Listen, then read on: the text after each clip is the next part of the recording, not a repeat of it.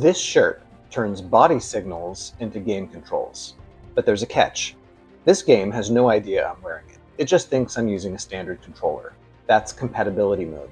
So today we're testing the bridge. How far can we push games that already exist?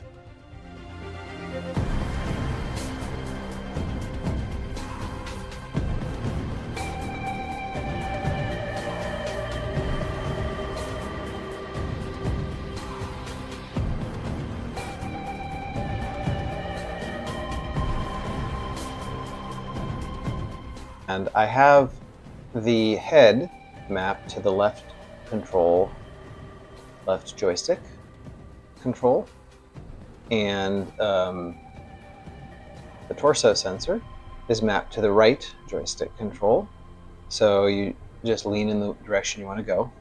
So lean forward, lean back, strafe right, strafe left. And actually, I don't need to have my hands out right now because I have the aiming mapped to the head, not to the hands. So I can just kind of play like this if I wanted to. Before we test this, the internet had notes. Let's address a few before I pretend this shirt is a controller and make questionable life choices. Visually, I get why it looks that way, but iToy was camera-based. This shirt uses body-worn sensors, movement sensors, muscle sensors, heart sensors, so it can detect things a camera can't without lighting or occlusion problems. Completely fair. If a game supported the shirt natively, it wouldn't have to pretend to be a controller. You could design for sword swings, bow draws, hand aiming, stress-reactive enemies, emotional responses, whatever fits the game. But today's test is compatibility mode. Can this work inside games that already exist?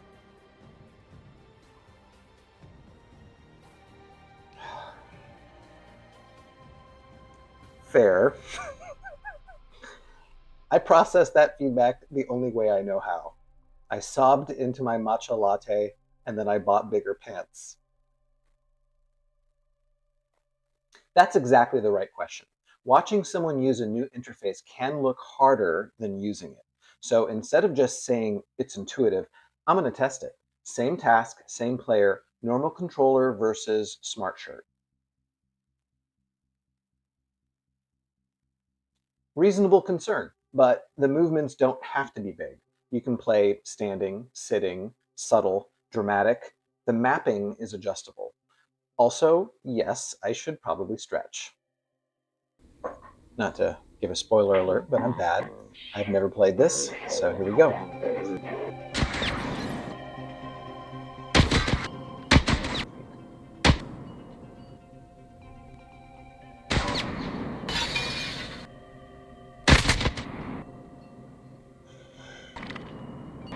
Oops.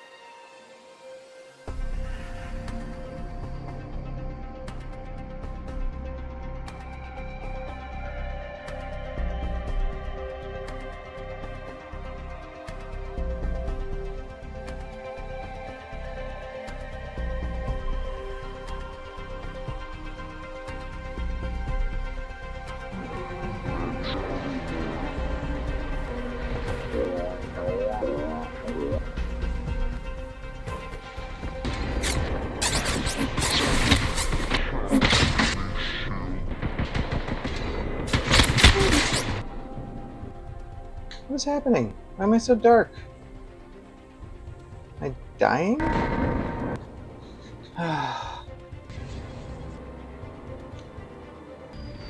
What? Why are they so amazing?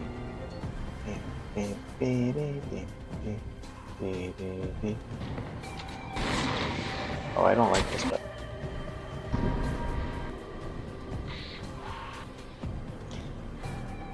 Okay, I don't even know why I bothered doing this.